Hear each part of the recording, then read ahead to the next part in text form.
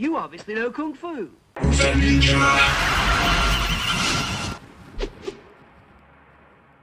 All right, joining me today on the Kung Fu Driving Podcast, award-winning director, actor, stunt coordinator, special effects supervisor, so much work behind him on the Lazarus Project, Wonder Woman, and right now on Apple TV's Constellation, Martin Goeres. Martin, thank you so much for joining the Kung Fu Driving Podcast. Hey, really nice to meet you. Did I pronounce that correctly? Is it Garris? Yeah, Garris. It's actually a thing, right? To say that name right. It's in German, I would say Goeres, the O, but yeah. Vielen Dank for talking with me today. Yeah, nice. Thanks for having me.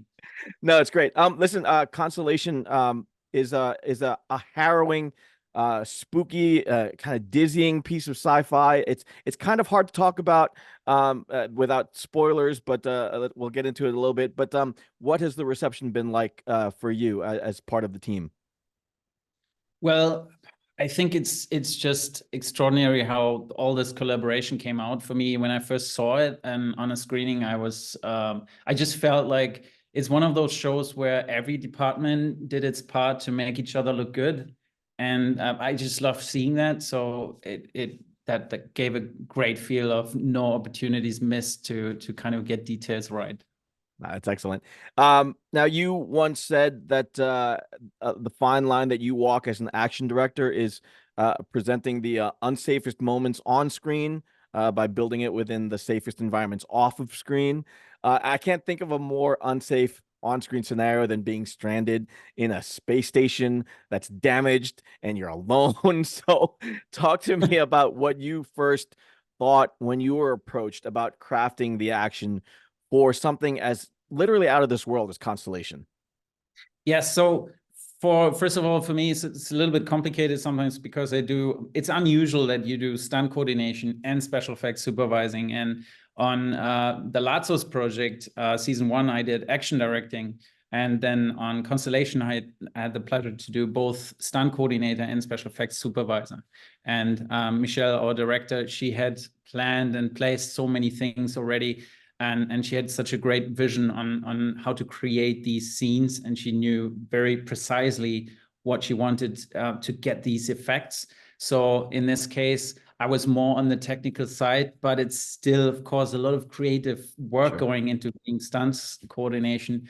And for me, I think particularly important was what also inspired me mostly about making movies is the co-work of the creative side and the technical side. So to really have the technical aspect of delivering stunts and practical effects, explosions and zero-G rigs and complicated hydraulic rigging and everything together with this creative thought of how can we really get this emotion and how can we make the audience feel that way in that moment.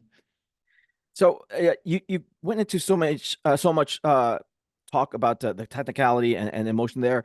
When did you first realize that you were adept at speaking that really complex language of action design and stunt work? Because it's not just about movement all the time. It's about eliciting that emotion. It's about putting them in, scenarios that make it look real and connect the audience to it. And with something like Constellation, you're working with huge sets and probably the volume and things like that. So when did you first realize that this was something that you were going to be able to step into and do some amazing work with?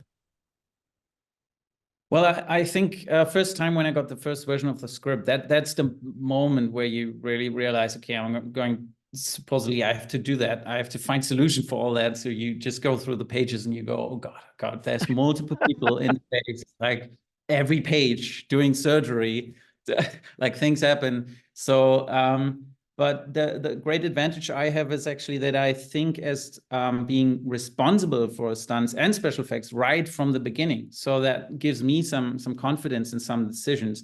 And then also, if it comes to action in general, I think right away from my own experience as being a fighter, as being a stunt guy, as having done this or having worked in a special effects crew of really great people I could learn from.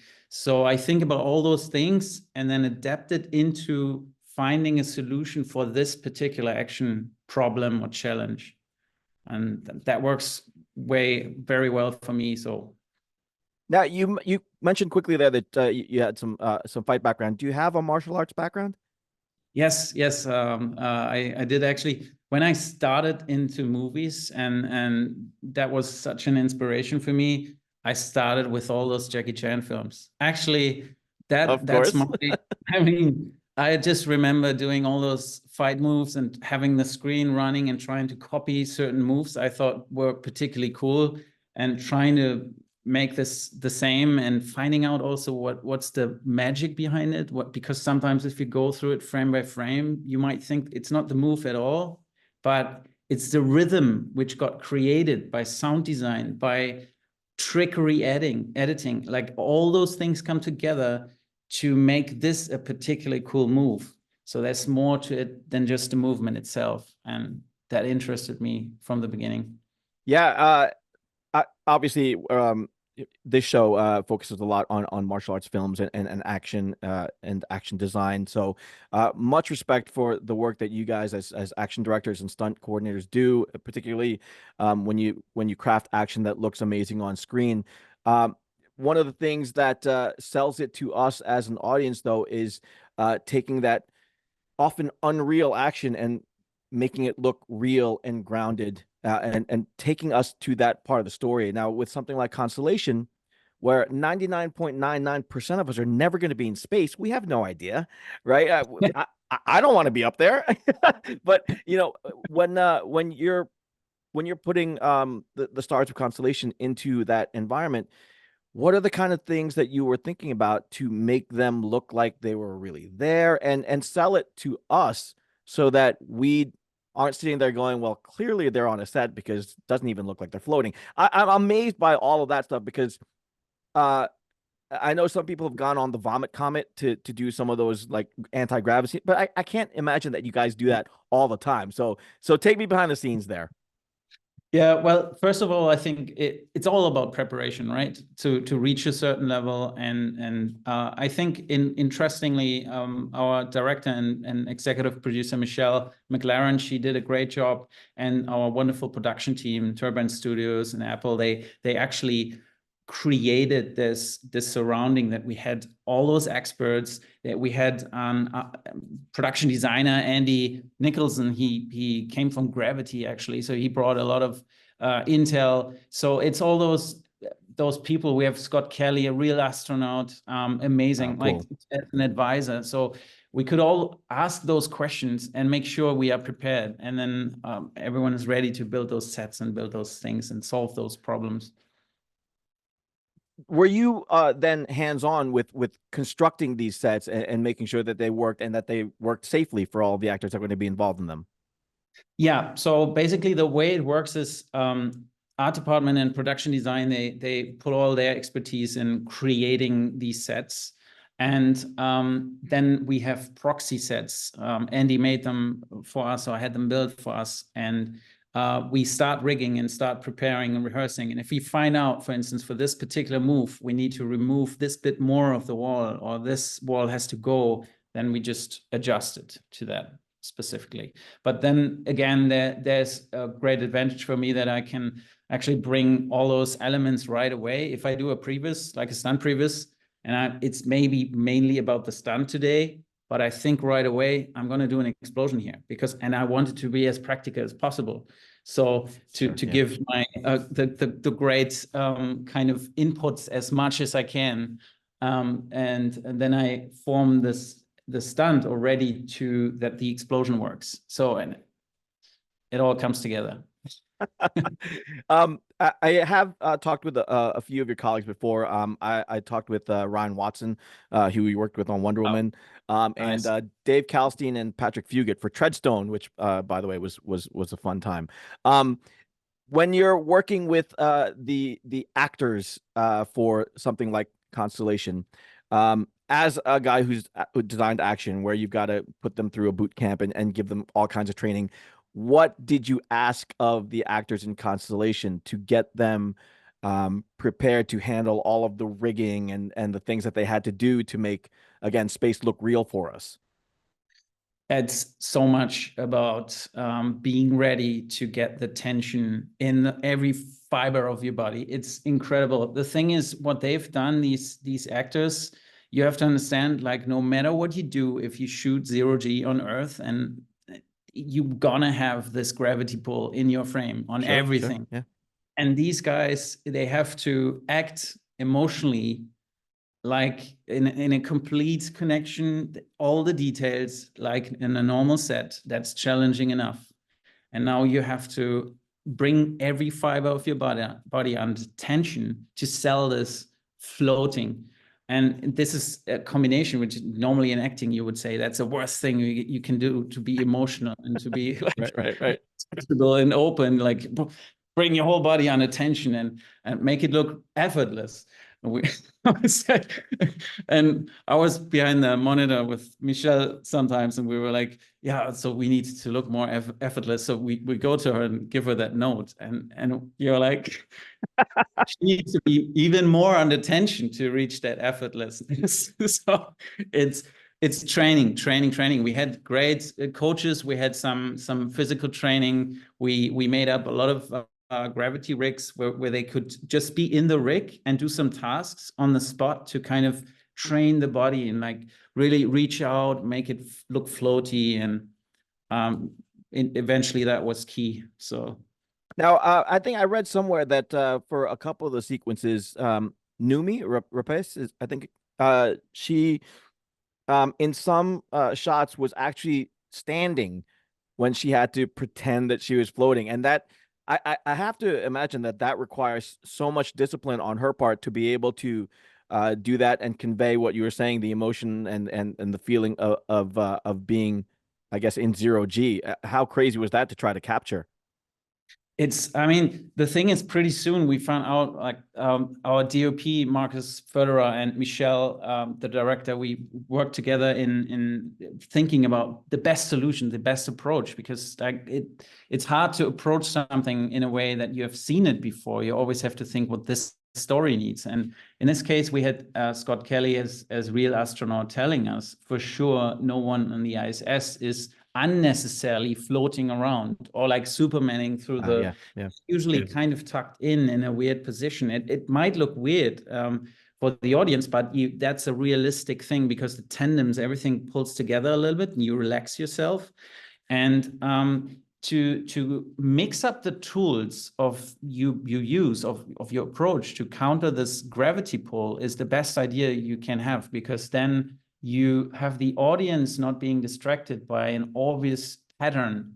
You know, if you have an obvious pattern of approach, soon they're going to go, I mean, we know it's a trick. It wasn't shot in space. So, and they start looking for it subconsciously, and then you distract them away from the story. So all we could do is try to mix up the tools. We had the fork made, like a special rig we drilled in our CNC machine just to be sturdy enough to carry the heavy weight of the spacesuit. And so many different tools. We had a chair, which was a special skeleton chair. We used something like this on Matrix also. I could copy that from my friend Paul Costa. And actually, we moved this chair in a way, and we could always manipulate it to support the actors if we're not on wires. So they can actually half lie on that or kneel on that, and sometimes standing. But it takes a lot of preparation and also be flexible. Like, yeah. Speaking of which, one of my favorite scenes was it was in the first episode.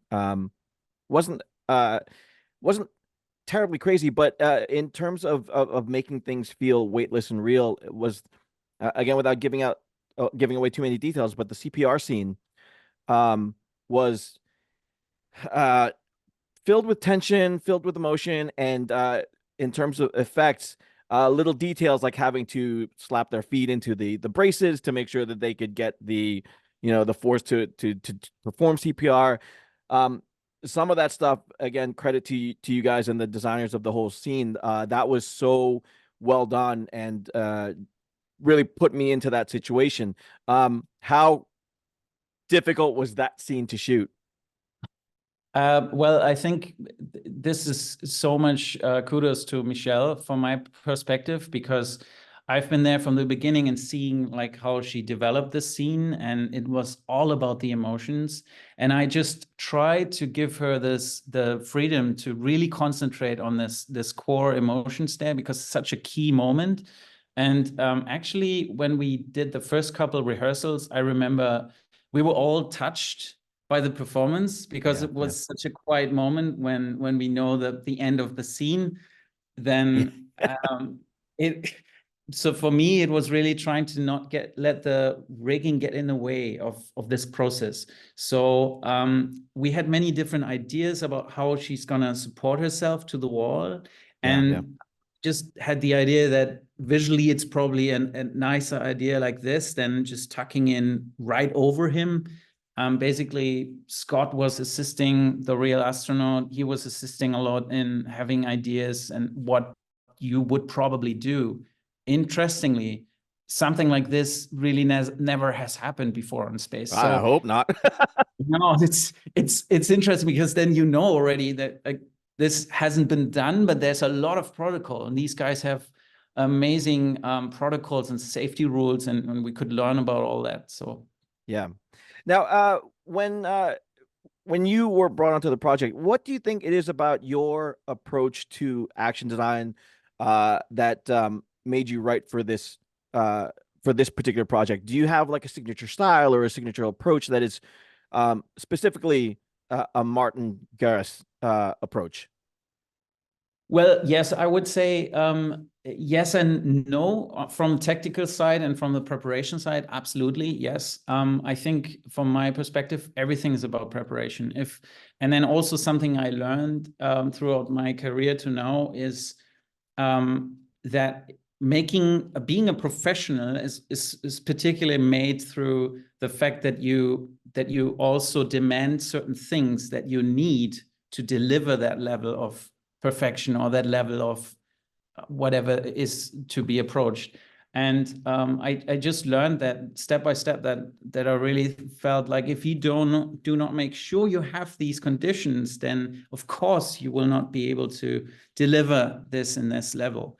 So and also that's a very important part. So for me, just making sure I don't miss out on certain preparation to then on the day feel safe. And I always put preparation over anything else, and think like, guys, like call my team in and let's think, is there anything we could improve or we could maybe missed out on? And that's dangerous. So is there anyone in the team who has a thought or a guts feeling about something? And I make sure that feels good. But I think mainly the point is that for Constellation, it was the technical side, the possibility that I can quickly have a container with CNC tool on my special effects team outside of the studio and quickly manufacture parts and make something. But on the other hand, being the stunt coordinator in there with acting experience, talking to the actors, they feel that I understand what makes their job difficult. That's a big aspect from my background. I feel that all the time. And acting is totally underrated and underestimated. What's so difficult about it? Because you're so open to all the critics and everything. To make it work, you have to let all your guards down. And it's difficult if you then throw all those technical stuff at them, and you have to move like this and do that, and don't have respect for the process they have to get through. So I think this combination is very strong. For Constellation, it was a key factor. And then for the Lazarus project, season 1, it was much more about car stunts, and that was the whole action design actually. When they decided bring in a Phantom camera. And I'm in this production meeting, and I tell them, like, if you give me this Phantom camera and in this moment, I guarantee you get a trailer shot. And it actually worked out. They were making fun of me because they thought like, now you make this expensive, why don't we need this camera? But actually they sold the project. I saw this in all the trailers. I was pretty proud that it worked out. That's awesome. Yeah, I think it's all about envisioning what this project needs, and then being ready to apply to that. Now, speaking of respecting the process, what is your take on the recognition of stunts and the stunt professionals in Hollywood today, given that some of the biggest blockbusters in recent years have been made by guys that at one point were probably recognized as, just the stunt guys, that kind of thing. What is your take on how that is evolving, if it's evolving at all? Well, I think right now David Leitch is doing good work to come to that. Yeah. Kudos to him. Of I know course, him from back in the days. Like, did a couple shows where I was just a stunt guy, and but I always was inspired by these guys like Chad and Dave. Like, everyone knows them. It's amazing they have achieved, and I think right now, of course, the industry is looking at the Vol guy and thinking about this issue of stunt guys falling behind, and you always push the actors doing their own stunts. And I myself do it also. Of course, you say you acknowledge them doing their stunts, but it is true that to a certain extent, as a stunt department, you're supposed to kind of just supply everything you have, even your healthiness, your life and limb. But yeah, I mean, it's a difficult thing because these people also do the job. They like to do it. It's so much passion, but I think it's important to get credit for it at some point. And if I look at my doubles on Constellation, I mean, Hannah and Helga, and I had so many great doubles, but particularly these two girls, they were doubling in for Noomi in the spacesuit. And Noomi did incredible work. And in these spacesuits, you have all the weight of the suit on top of the performance. So you have now not only your body to hold up, but you plank this 300-kilo suit, and it's just incredible. But some of those really long setups we did just from wide angles, and also to test everything, we used the doubles, of course. And the doubles are supposed to, that's what I always sell it, say, everyone's like, shouldn't she come down? Like, she's like, really? And I'm like, yeah, sure. But I checked with her, she's okay. And by the way, stunt guys are supposed to do the same thing, have the same pain, but we are supposed to just soldier through and suck it up and function and just make it work. That's the difference. That's the job description, but it needs acknowledgement. So yeah, kudos to everybody that does that. The action doesn't look real if the stunt people don't put their bodies on the line, right? So, but what about your evolution as a creator and a filmmaker? Is this where you're headed? Yes, well, I think I can when I see what makes me the greatest fun and what's the best way to use everything. What I've learned is pretty much when I get more into the action directing and directing part. I've just recently shot my own short film I'm very proud of, so it's still in the edit. And whenever I direct something, I just feel like I can really combine all my abilities and just really bring everything to the table, my camera, gear, all this stuff. I can just shoot something, create a scene. And whenever I do different departments, I just do it because I'm so ambitious and I so much love cinema and the process of making it. So I just try to learn from all the camera guys I work with, and it's incredible to get all these little factors together to then tell a story.